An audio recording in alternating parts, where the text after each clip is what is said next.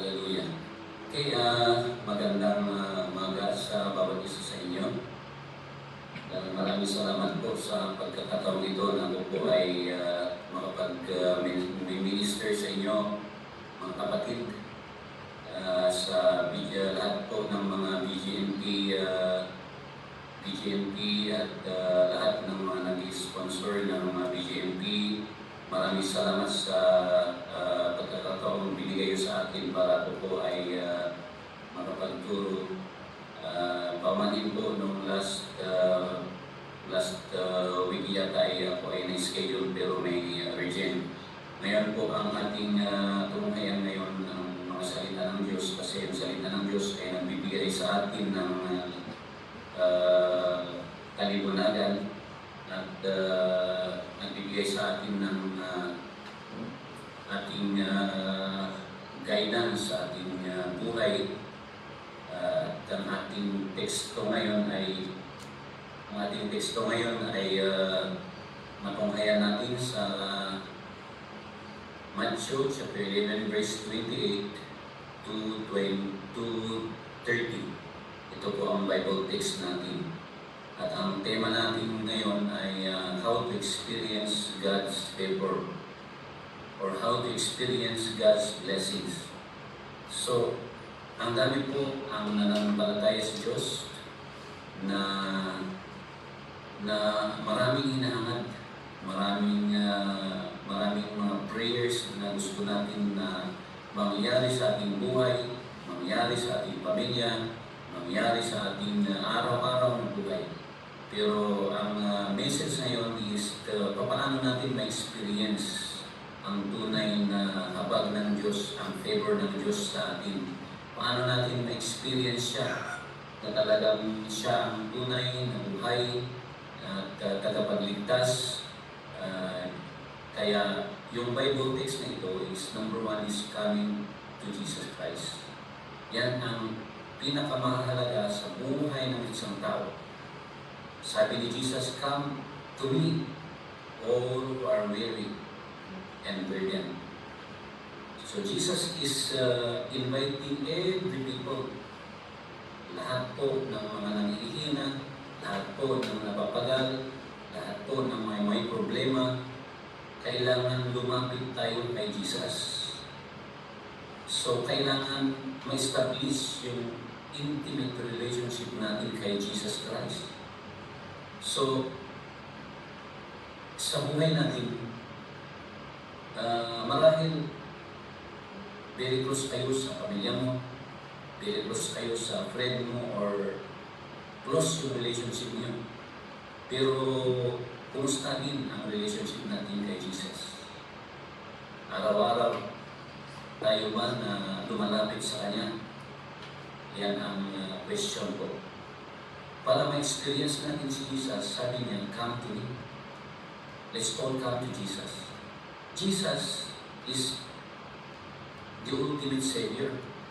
And Jesus is the only way to our salvation. And Jesus is the solution of everything in life.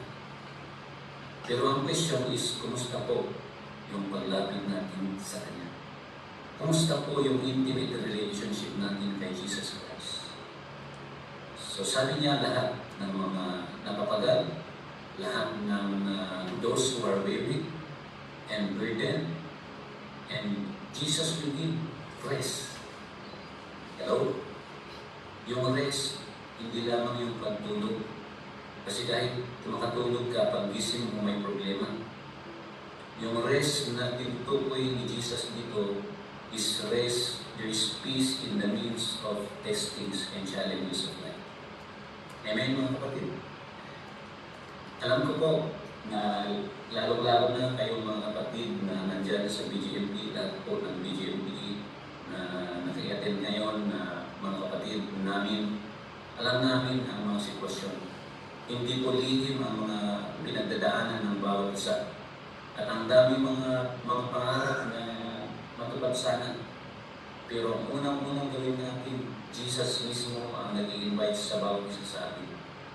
Pero alam niyo ba mga kapatid, sa totoo lang, ang daming mga nagsasabing Kristiyano, nagpupuri tayo, nagpupray tayo, umatin tayo ng Bible study. Pero yung tunay na pag-experience ng favor ni Lord, hindi natin na-experience kasi problema yung intimate relationship natin kay Jesus Christ.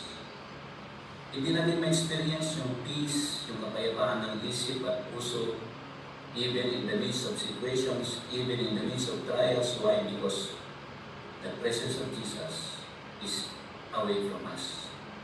We did never establish yung tunay na commitment, tunay na connection, tunay na pagpupuri sa Diyos. Hallelujah. So sabi niya, and I will give you rest.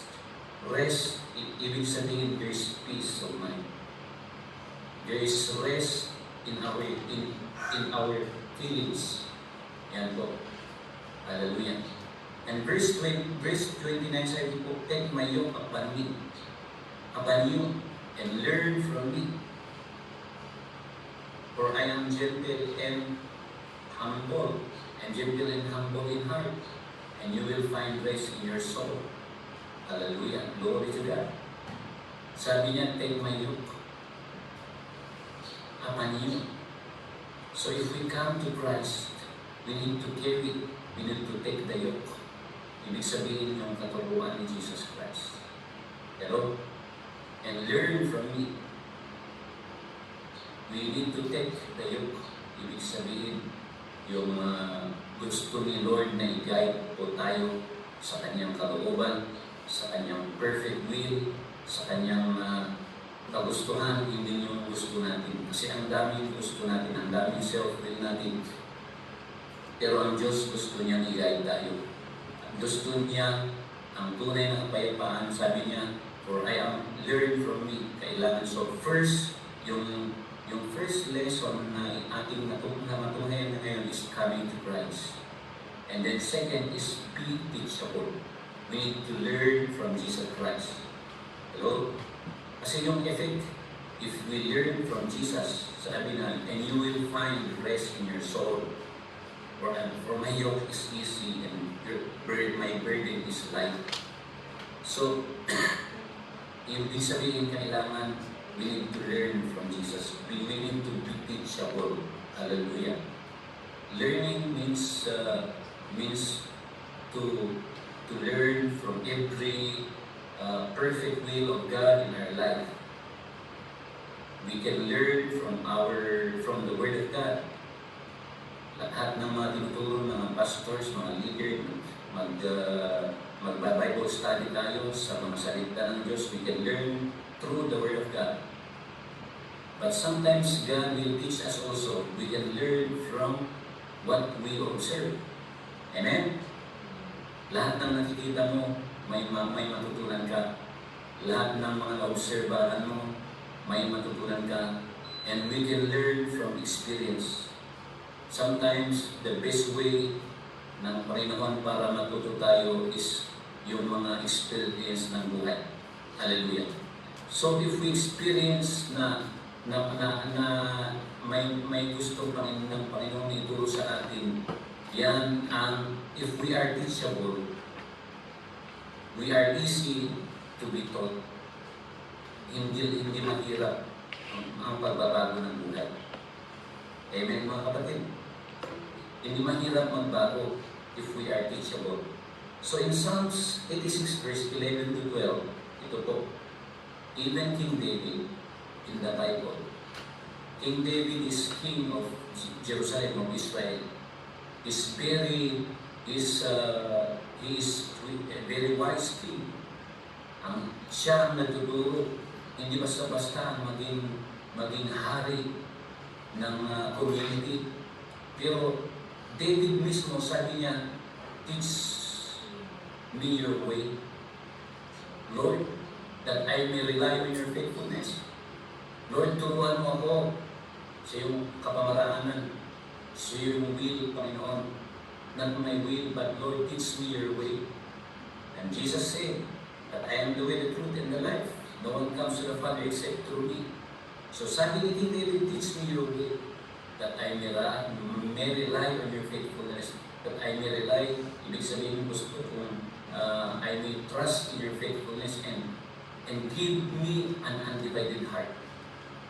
Yung teachable spirit, o yung teachable Christian, ito po ang kailangan mapasa atin sana. Yung undivided heart, yung hindi nahati-hati ang puso mo. You need to be, undivided heart means devoted, committed, dedicated to God. When God is the topic, when God is the issue, when spiritual activities is concerned, mas higit ang sakripisyo natin sana when God is the topic. Yan ang sabi ni King David, give me an undivided heart that I may fear your name, para ako po ay matakot sa iyong pangalan. Kasi hindi tayo matakot kasi siya ay may judgment niya, pero matakot tayong gumawa ng hindi maganda. Hallelujah. And then in verse 12, sabi niya, and I will praise you, Lord my God. I will praise you. Purihin ka, Panginoon. So, imagine a king is worshiper, is prayerful. Hallelujah. Tayo po, mga kapatid, tayo mas mahigit na mga kailangan sa Lord. Tayo sana ang mataas ang spirituality natin na nagpupuli sa Kanya. Pero alam niyo ba ang nangyayari sa mundo?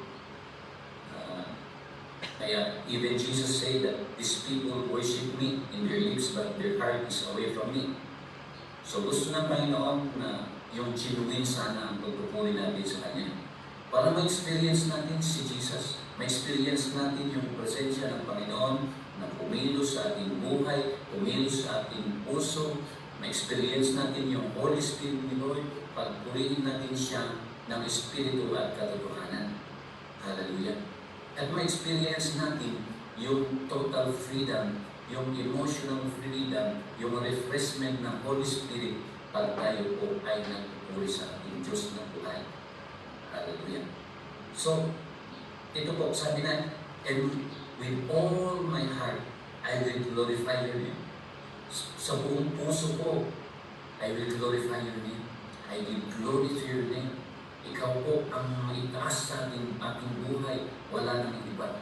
So, ibig sabihin, even a King David siya po ay tinitingala sa Israel kasi siya ay hari. Pero, makita natin yung personality niya, kaya na-experience niya next to the heart of God si David. Why? Because everything that he is, everything that he has, God is glorified in everything in the life of King David. So, tulad din tayo sana, ganyan sana tayo. At yung when God is glorified, the one person, ibig sabihin, very humble yan. Amen, mga kapatid. Now po, ito po ang key or susi para ma-experience natin ang ating Diyos na buhay, yung favor niya, kailangan magpakumbaba tayo. At walang problema, walang gulo, walang gulo at walang hindi pagkaintindihan kung tayo po ay very humble. Kasi hindi tayo hindi mamakiapapa. Para hindi ka pagduwa, kausap ni Ilocano na makaawat Ilocano. Hindi ka nakikibakal dahil ikaw ay very humble. Kahit ikaw ay inapakan sa injustice, kahit ikaw ay nag-experience ng hindi maganda, if you are humble enough, like what Jesus did in the cross of Calvary, Jesus said that let your will be done. Kahit ako po ay mag-suffer, kahit ako po ay mag-experience ng mentally, physically, torment, pero Jesus said, Father, forgive them, for they know what they do. Yan po ang spirit na gusto ng Panginoon na mangyari sa atin sana na mga nanampalataya sa Kanya. And then, in Proverbs chapter 3, verse 5 to 6, glory to God. Ito po ang isang paraan para ma-experience natin yung favor ng ating Panginoong Diyos. Sabi po dito, Trust in the Lord with all your heart and lean not on your own understanding. Kumapit lang tayo sa ating Diyos ng buhay. We need to trust always with the Lord. In all your ways, acknowledge Him or submit to Him, and He will direct your path. Hallelujah. Don't lean on your own understanding in verse 7. I-post na yung verse 7 kasi may matutulungan natin dito. Hallelujah. Yung sabi niya, trust in the Lord with all your heart. And all your ways acknowledge Him. Lahat ng mga ways mo, lahat ng mga plano mo, lahat ng gusto mong mangyari, you need to let God be your partner. You need to acknowledge the guidance, the direction, the leading of God in our daily life. And sabi nga po sa verse 7, in all your ways submit to Him and He will direct your path. In verse 7, sabi niya, do not be wise in your own eyes and fear the Lord and surely live. Hallelujah. Glory to God. So, ibig sabihin, tayo po ay limited. May mga limitasyon tayo. So, kailangan natin yung tulong ng Diyos na buhay. Kailangan, kasi kahit tayo ay magaling, tayo ay very wise, marami tayong alam, pero alam niyo ba mga kapatid, lahat ng mga kagalingan dito sa mundo ay sisiw lang sa ating Diyos na buhay. Kasi mas higit yung programa ng Diyos sa atin, mas higit yung kagustuhan niya sa atin, yung will niya sa atin. So, a teachable spirit will always learn from the Lord, will always trust from the Lord, will always be guided, be directed to our living God. Hallelujah. And always submit everything that we plan, everything that we do, Lord, I need your guidance, I need your direction. Kailangan ko yung kagustuhan ng Panginoon ang mangyayari sa atin. Hindi po yung kalooban ko.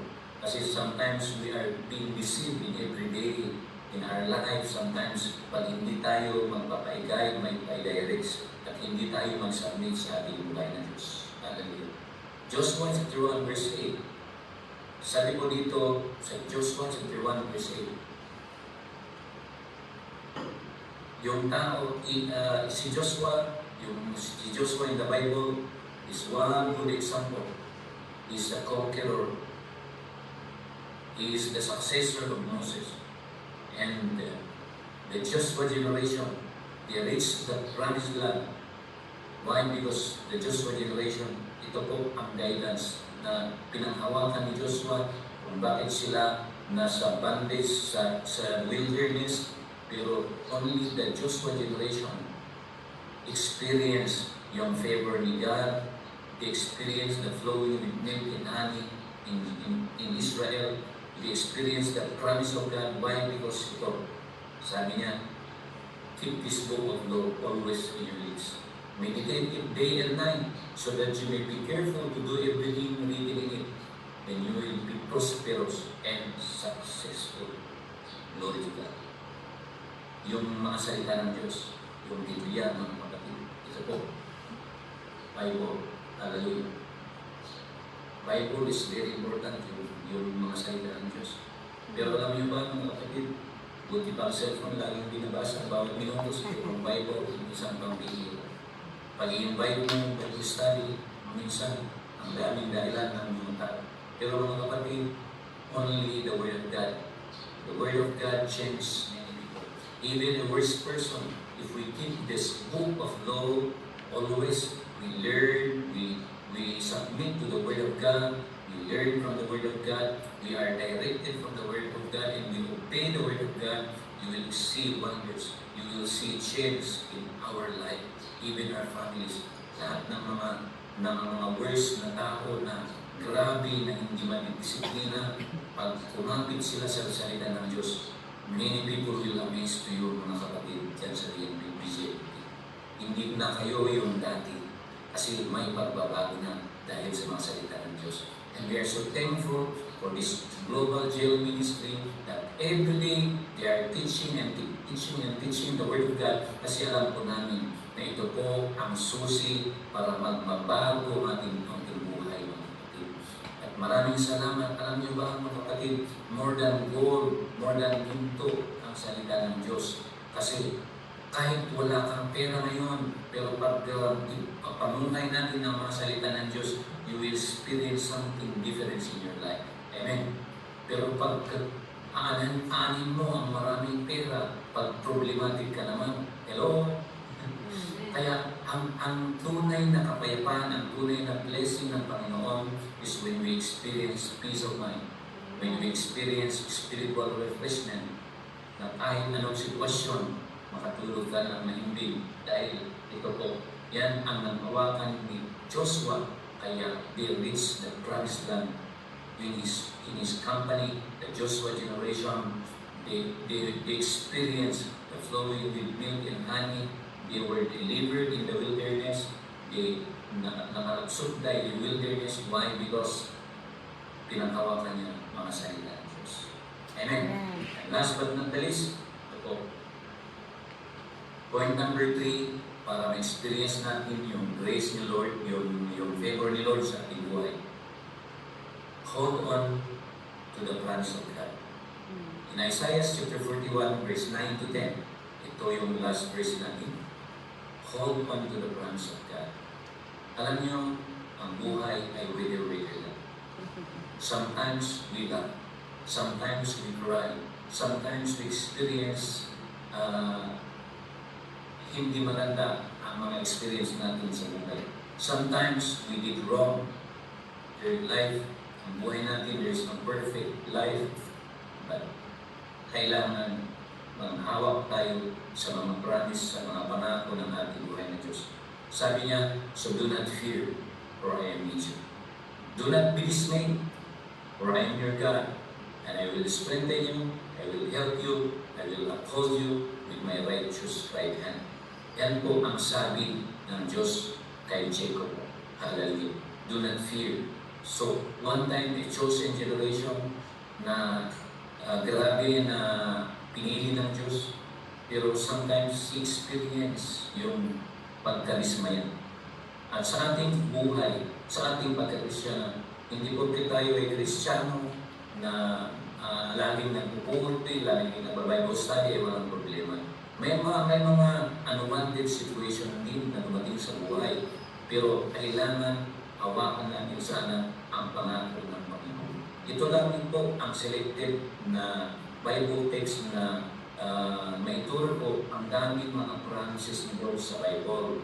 Kaya kailangan ang panghawakan natin sana para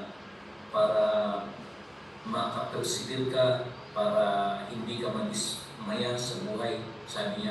Sabi po dito ng verse 9, I took you from the end of the earth, and from the farthest corner I called you and said, you are my servant. Verse 9 to go. And I've chosen you, and I've not rejected you. So never na programa ni Lord na we are rejected. Hallelujah. Jeremiah 29:11 says, for I know the plans, or basahin nyo na lang, i-take note nyo, para kayo po ang mismong magbasa. Sabi ng Diyos kay Jacob, I took you from the end of the earth, from the farthest corner I called you, and I said to you, you are my servant. I have chosen you and have not rejected you. Hallelujah. So sometimes sa buhay natin, we experience, we feel that we are being rejected. Lalo-lalo na mga kapatid dyan sa BGNP, na kuminsan, lalo-lalo na kung matagal na walang dalaw sa inyo, walang bumisita sa inyo, sa mga kapamilya nyo, mga friends nyo, or no communication, pero ito ang panghawakan nyo sana. Ni God, sabi niya, you are my servant and I never rejected you. Hallelujah. Yes, we are sinner, marami tayong pagkukulang, pero mahal tayo ng ating buhay na Diyos. If God, pag wala yung pagmamahal ng Diyos, Jesus did not die in the cross for us. Hello? So ito po, yung verse 10, so do not fear, hindi ka matakot sa mga pinagdadaanan mo, sa mga sitwasyon mo. I'm with you. God is with you. You experience God in your daily life. Do not be dismayed. Hindi tayo sana madismaya.